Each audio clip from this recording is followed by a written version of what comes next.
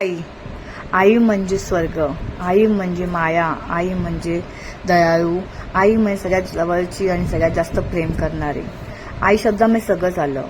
आई आयुष्यामध्ये आपल्या मुलांना कधीच एकटं सोडत नाही, आपल्या मुलांच्या पाठीशी असते आणि आपल्या मुलांचा जीव वाचवणारी काही करू शकते.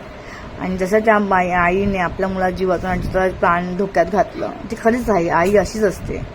हा पर्सनल अनुभव आहे, कारण की जन्म देताना मला खूप त्रास होता, खूप काही गोष्टी होत्या, पण मी ठरवलं नाही, माझ्या मुलांना मला जन्म द्यायचा आहे. आणि जन्म दिल्यानंतर एक वेगळाच अनुभव आला आयुष्यामध्ये. सगळ्यात जास्त इम्पॉर्टंट फक्त मुलंच वाटायला लागली. मुलांसाठी सर्व काही, मुलांसाठी जगायचं आहे, त्यांना मोठं होताना बघायचं आहे. आणि मी जी साधना करते, प्रार्थना करते, देवीकडे जे पण कर्म करते, चांगले कर्म करायचा प्रयत्न करते, या गोष्टीसाठी की जे पण आजारपण मला आहेत किंवा काही आहे त्यातून मला जगावं आणि देवीने मला जगवावं माझ्या मुलांसाठी. माझ्या मुलांना मला मोठं होताना बघायचं आहे, काहीतरी होताना बघायचं आहे आणि नंतर मी माझे डोळे मिटेन. तोपर्यंत मला जगायचे माझ्या मुलांसाठी. मला कायम ही मनामध्ये भीती असते की मला यांना सोडून जायचं नाही आहे, कारण की ते मी लहानपणी आनुभवलेलं आहे, आईशिवाय जग.